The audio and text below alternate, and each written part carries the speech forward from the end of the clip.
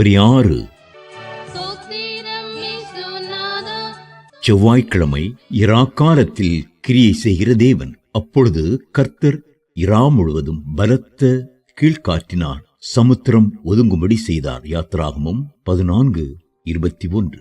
தேவன் தம்முடைய ஜனங்களுக்காக எவ்விதம் கிரியை செய்கிறார் என்பதை காண்பது ஆர்வமூட்டுவதாயிருக்கிறது. இஸ்ரவேலருக்கு முன்பாக சிவந்த சமுத்திரமும் அவர்களுக்கு பின்னாக அவர்களை பின்தொடர்ந்து வந்த எகிப்தியரின் சேனையும் இருந்தபோது அந்த சந்தர்ப்பத்தில் தேவன் அவர்களுக்காக கிரியை செய்தார். தேவன் அந்த இரவு முழுவதும் கிரியை செய்து கொண்டிருந்தார் என்பதை நாம் மறவாதிருப்போமாக.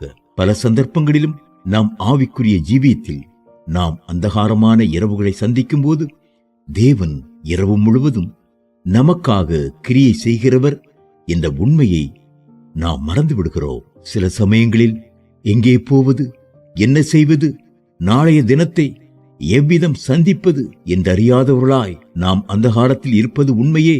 உதவி ஏதுமற்ற நிலையில் நாம் வனாந்திரத்தில் தனித்து விடப்பட்டதைப் போல உணர்கிறோம். ஆனால் அந்த இரவு முழுவதும் நமக்காக கிரியை செய்கிற ஒரு அற்புதமான இரட்சகர் நமக்கு இருக்கிறாரே, அவருக்கு ஸ்தோத்திரம்.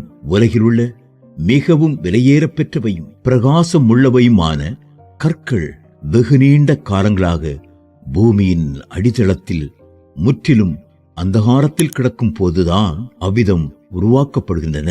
நாம் புதிய எருசலேமாக கட்டி எழுப்பப்படுவதற்கென்று தேவனால் தெரிந்து கொள்ளப்பட்ட ஜீவனுள்ள கற்களாயிருக்கிறோம். எவ்வளவுக்கு அதிகமாய் நாம் அந்தகாரத்தின் வழியாக செல்கிறோமோ அவ்வளவுக்கு அதிகமாய் நாம் அவருடைய மகிமைக்காக பிரகாசிக்கிறோம். அந்தகாரமான இரவை வெற்றியுடன் கடந்து வந்தவர்களுக்காக கர்த்தர் பிரகாசமுள்ள விடிவெளி நட்சத்திரமாக விடியற் காலத்தில் வருவார். அருமையான தேவ பிள்ளையே, காரியங்கள் அசாத்தியமானவையாக தோன்றும். ஒரு சூழ்நிலை தற்போது உன்னை சந்தித்துக் கொண்டிருக்கக்கூடும். உன் இரவானது அதிக அந்தகாரமாயிருக்கக்கூடும். அந்த இரவின் இருளினூடாக தேவன் கிரியை செய்து கொண்டிருக்கிறார் என்பதையும் எல்லாவற்றையும் உன் நன்மைக்காக மாற்றிக் கொண்டிருக்கிறார் என்பதையும் நீ மறந்து விடாதே. இந்த சிந்தனையினால் பலப்படுத்தப்பட்டு திடன் அடைந்தவனாக முன்னேறிச் செல்.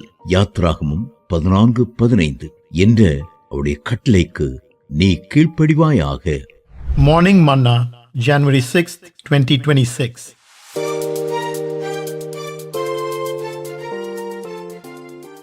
God who works in the night.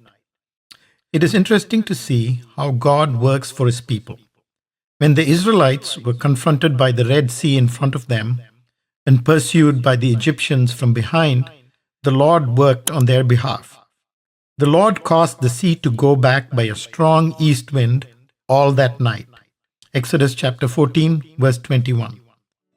Let us not forget that God was working that night. Yes, all night.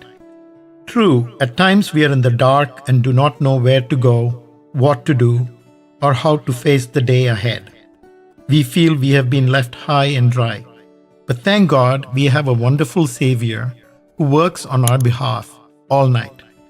The world's most precious and brilliant stones are formed while lying in total darkness in the crust of the earth for vast periods of time. We are the living stones that God has chosen for the city of New Jerusalem. The more we go through darkness, the brighter we shine for His glory. For those who triumphantly survive the dark night, the Lord comes in the morning as the bright and morning star. Dear reader, perhaps you're faced with an impossible situation. The night may be very dark. Do not forget that God is working through the pitch darkness of that night, working out all things for your good.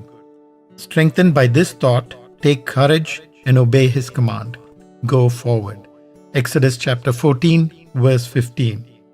Step out in the storm that would crush you. Step out in the night that would hush you, and you will find there was one watching there the whole night, working, watching, waiting. May God